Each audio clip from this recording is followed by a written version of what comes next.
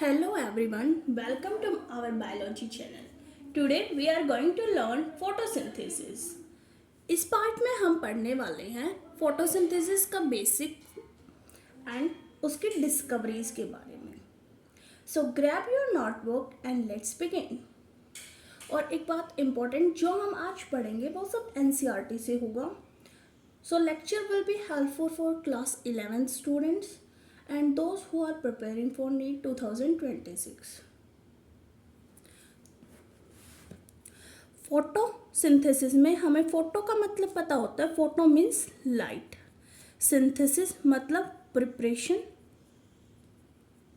Means in the presence of light food की preparation करना photosynthesis होता है. इसकी इक्वेशन हम क्लास 6 पढ़ते आ रहे हैं. CO2 plus O2 in the presence of sunlight gives us glucose plus oxygen which release into the atmosphere. There are some important points about photosynthesis for NEET. Photosynthesis एक oxido-reductive process है.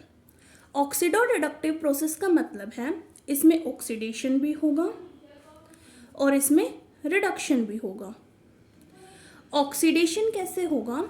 जैसे H2O है. H2O से क्या form होता है हमारे पास O2. तो इसमें हाइड्रोजन का रिमूवल हो गया और हाइड्रोजन के रिमूवल को हम कहते हैं ऑक्सीडेशन. तो ये हमारे पास क्या है? ऑक्सीडेशन. और जब CO2 से ग्लूकोज बनता है तो इसमें हाइड्रोजन का क्या होता है? एडिशन. तो इसे हम कहेंगे रिडक्शन. तो फोटोसिंथेसिस हमारे पास एक ऑक्सीडो-रिडक्टिव प्रोसेस है. Photosynthesis is a endergonic process. Endergonic process का मतलब है कि ATP रिक्वायर्ड. हमें एनर्जी की क्या होती है? Requirement. Anabolic process. Anabolic process means इसमें क्या हो रहा है? Synthesis. There are 2 processes of metabolism, जिसमें एक होता है कैटाबॉलिज्म और एक होता है एनाबॉलिज्म. कैटाबॉलिज्म मतलब कट करना, मतलब broken down into the parts. और एनाबॉलिज्म मतलब जिसमें सिंथेसिस होती है. तो फोटोसिंथेसिस प्रोसेस में हमारे पास ग्लूकोज की सिंथेसिस होती है. In NCERT 2 points are given about photosynthesis जो कि बोर्ड में पूछे जा सकते हैं. फोटोसिंथेसिस हमें पता है प्राइम सोर्स ऑफ फूड होता है कि सारा खाना पृथ्वी पर इसी से बनता है. और दूसरी इंपॉर्टेंट बात यह है कि ये ऑक्सीजन को रिलीज कर देता है into the atmosphere. Now we will discuss about early experiments. सबसे पहला एक्सपेरिमेंट आता है वेरीगेटेड लीफ एक्सपेरिमेंट. इसमें हमने किया, एक प्लांट लिया, प्लांट की एक लीफ को हमने ब्लैक पेपर से क्या कर दिया? कवर कर दिया. और दूसरी लीफ को हमने क्या रखा? एक्सपोज रखा. तो हम देखते हैं जो ये ब्लैक पेपर से कवर्ड लीफ थी इसमें फूड की फॉर्मेशन नहीं होती, कि फोटोसिंथेसिस प्रोसेस है इसमें नहीं हो पाती है. और जो ये एक्सपोज थी इसमें फूड है वो सिंथेसाइज हो जाता है. तो इस एक्सपेरिमेंट का ऑब्जेक्टिव था ये बताना importance of light and chlorophyll, कि light and chlorophyll are required for photosynthesis. Second experiment we have Moll's experiment. इसमें हमने क्या किया? एक टेस्ट ट्यूब ली. टेस्ट ट्यूब के अंदर हमने एक कॉटन डाला और ये कॉटन हमने पोटाशियम हाइड्रोक्साइड में सोक्ड किया था. कारण क्या है ऐसा करने का? क्योंकि जो पोटाशियम हाइड्रोक्साइड होता है वो CO2 को क्या कर लेगा? एब्जॉर्ब कर लेगा. CO2 को एब्जॉर्ब कर लेंगे और फिर हम इसको लीफ को इसमें डाल लेंगे. तो CO2 जब एब्जॉर्ब हो जाएगी तो फोटोसिंथेसिस परफॉर्म ही नहीं होगी. सो photosynthesis is not performed in this case. तो ये किसकी इंपॉर्टेंस बताता है?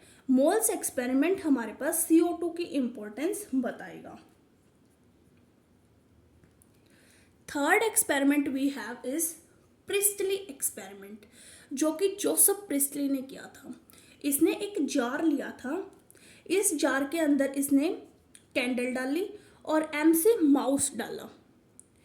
तो इसमें क्या हुआ कि कैंडल को बर्निंग के लिए ऑक्सीजन की रिक्वायरमेंट होती है और माउस को जिंदा रहने के लिए भी ऑक्सीजन की रिक्वायरमेंट होगी, लेकिन ये जो जार है ये क्या है, क्लोज्ड है।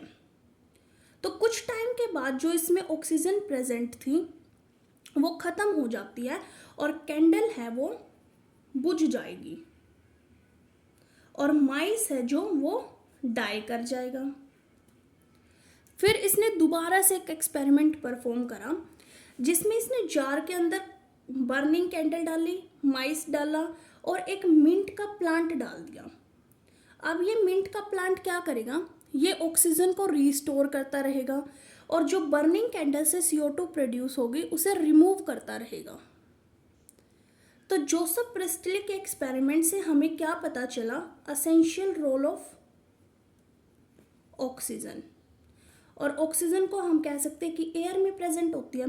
तो जोसेफ प्रिस्टली ने एसेंशियल रोल बताया किसका, ऑक्सीजन का।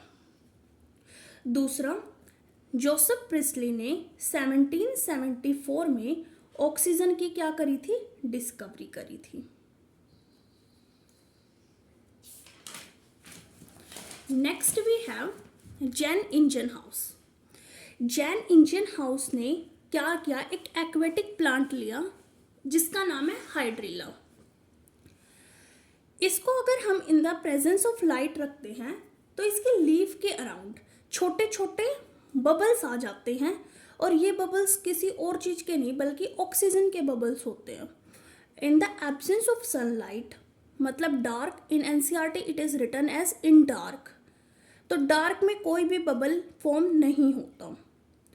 तो इसका ऑब्जेक्टिव था ये बताना कि सनलाइट की इम्पोर्टेंस क्या है इन द फोटोसिंथेसिस। किसको बताता है ये, सनलाइट की इम्पोर्टेंस को बताता है। Next we have the Julius von Sachs. Julius von Sachs ने बताया कि ग्लूकोज प्रोड्यूस होता है। वी हैव सीन अर्लियर कि CO2 से हमारे पास क्या होगा, ग्लूकोज प्रोड्यूस होगा, लेकिन ये ग्लूकोज है ये स्टोर होता है in the form of starch. और वहीं अगर हम एनिमल्स की बात करते हैं तो एनिमल्स में ये स्टोर होता है in the form of glycogen. और जो ग्लूकोज प्रोड्यूस होता है वो होता है स्पेशल बॉडीज में, और उन स्पेशल बॉडीज का नाम क्या है, क्लोरोप्लास्ट, जो कि ग्रीन होती हैं। Next we have TW Engelmann. TW Engelmann ने अपने एक्सपेरिमेंट में प्रिज्म यूज किया। Then we have aerobic bacteria use करा और इसने यूज किया था एक एल्गी।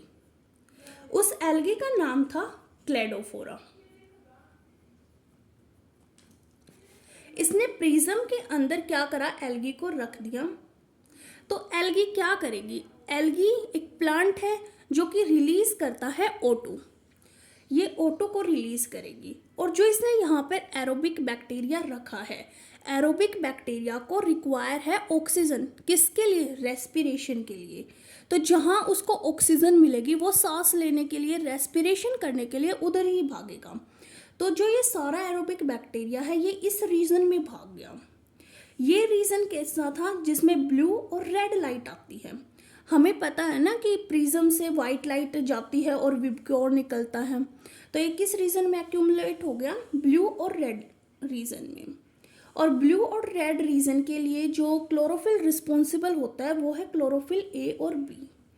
तो हमें पता चला कि फोटोसिंथेसिस किस रीजन में सबसे ज़्यादा होती है, क्लोरोफिल A और B के रीजन में फोटोसिंथेसिस मैक्सिमम परफॉर्म्ड की जाती है। TW एंगलमैन ने हमें सबसे पहले क्या दिया, एक्शन स्पेक्ट्रम दिया फोटोसिंथेसिस का by his experiment. Next scientist we have Niel. Niel ने क्या करा, रेडियो आइसोटोप टेक्निक का यूज़ किया और ये बताया कि प्रूव करा था इन्होंने कि CO2 से ही हमारे पास क्या बनेगा, ग्लूकोज बनेगा, और वाटर से हमारे पास क्या बनेगा, O2 बनेगा। कैसे प्रूव किया, इन्होंने एक पर्पल सल्फर और ग्रीन सल्फर बैक्टीरिया लिया।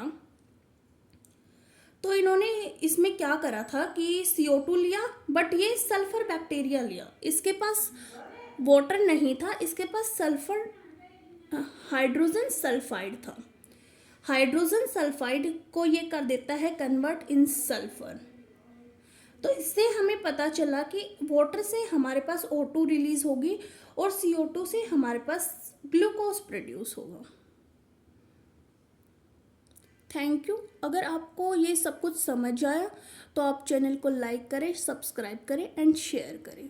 नेक्स्ट वीडियो में हम इससे अगले वाला पार्ट क्या करेंगे, डिस्कस करेंगे।